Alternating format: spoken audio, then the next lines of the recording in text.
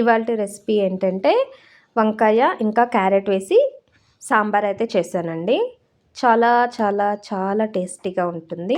So ఇందులో నేను ఎలాంటి సాంబార్ పౌడర్స్ యాడ్ చేయలేదనమాట. అంటే బయట నుండి తెచ్చినవి కావచ్చు, ఇంట్లో నుండి చేసినవి కావచ్చు. సాంబార్ పౌడర్ అయితే కాదు. బట్ ఒక్క పౌడర్ అయితే మేము ఇంట్లో రెడీ చేస్తామండి. దాన్ని చింతపండు వేసి అన్ని కూరల్లోకి వేసుకోవచ్చు అనమాట. సో దాంతోటే మంచి టేస్ట్ అయితే వస్తుంది.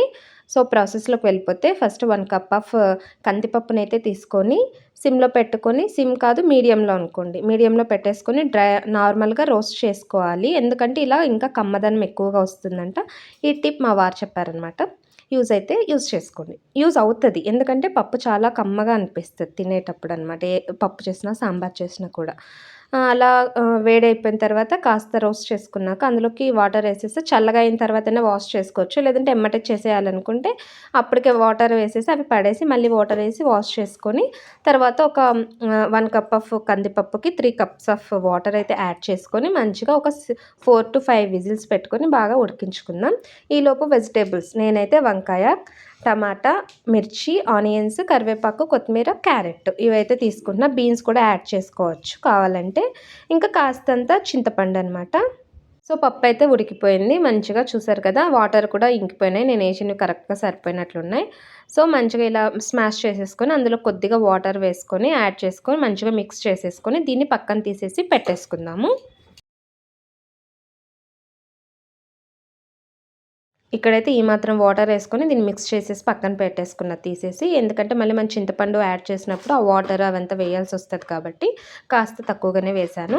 సో ఇప్పుడైతే స్టవ్ ఆన్ చేసుకొని కడాయి పెట్టేసుకొని కుక్కర్ అందులోకి ఆయిల్ తగినంత వేసుకొని ఆవాలు వేసుకొని చిటపటలాడాక జీలకర్ర వేసుకొని ఆనియన్స్, పచ్చిమిర్చి, కరివేపాకు కూడా వేసుకొని వీటిని మంచిగా రోస్ట్ చేసుకోవాలి. మంచిగా మిక్స్ చేసుకోవాలి కాస్త మగ్గేదాకా అనమాట.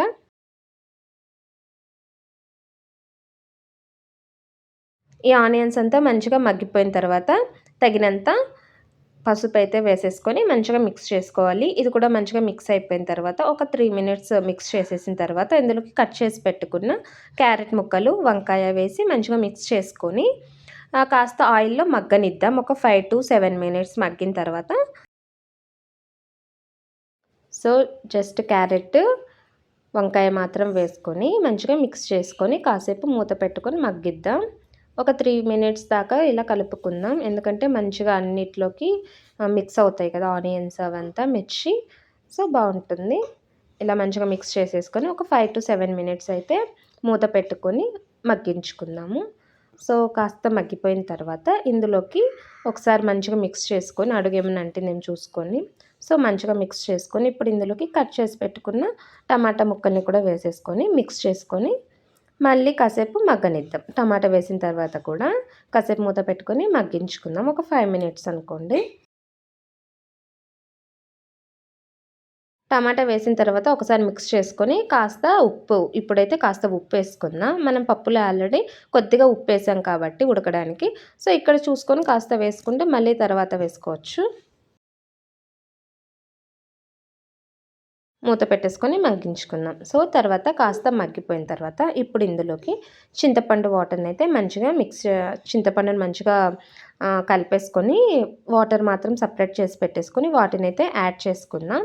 చింతపండు వాటర్ యాడ్ చేసిన ఎమ్మటే ఇప్పుడు ఇందులోకి ఒకసారి మంచిగా కలిపేసుకొని ఇప్పుడు ఇందులోకి నేనేం వేస్తానంటే కాస్త ధనియాల పొడి, నేను తీసుకున్న క్వాంటిటీకి 1 స్పూన్ ధనియాల పొడి, మిర్చి వేసాం కాబట్టి 1 స్పూన్ వరకే కారం వేస్తున్నాను, మిర్చి పొడి. సో ఇంకొక స్పూన్ ఏంటంటే జీలకర్ర మెంతుల పొడి అంటాం కదా, అందులోకి చాలా పప్పులు అయితే యాడ్ చేసి రోస్ట్ చేసి పౌడర్ అయితే చేస్తాం. అది వేస్తే సరిపోతుంది. నిజంగానే సాంబార్ టేస్ట్ వస్తుంది, సాంబార్ స్మెల్ కూడా వస్తుంది. మనం అసలు సాంబార్ పౌడర్ వేయలేదన్నట్లే అనిపించదు ఈ పౌడర్ వేయడం వల్ల. సో చాలా టేస్ట్ వస్తుంది, చాలా బాగుంటుంది కదా కూడా. సో ఇప్పుడైతే మంచిగా మిక్స్ చేసుకున్న తర్వాత మనం పక్కన పెట్టుకున్న పప్పునైతే వేసేసుకొని మంచిగా మిక్స్ చేసుకొని కావాల్సినంత వాటర్ అయితే యాడ్ చేసుకొని ఉప్పును కూడా ఇప్పుడు చెక్ చేసుకొని యాడ్ చేసుకోవచ్చు. ఉప్పు తక్కువైంది కాబట్టి నేను కాస్త ఉప్పు అయితే యాడ్ చేసుకొని ఫైనల్గా కొత్తిమీర కూడా వేసేసుకొని సో మూత పెట్టేసుకొని ఒక 2 విజిల్స్ ఉడికించేసుకుంటే మన సాంబార్ రెడీ అయితే అయిపోతుంది. సో ఉడికించుకున్నాక మళ్ళీ చూద్దాం.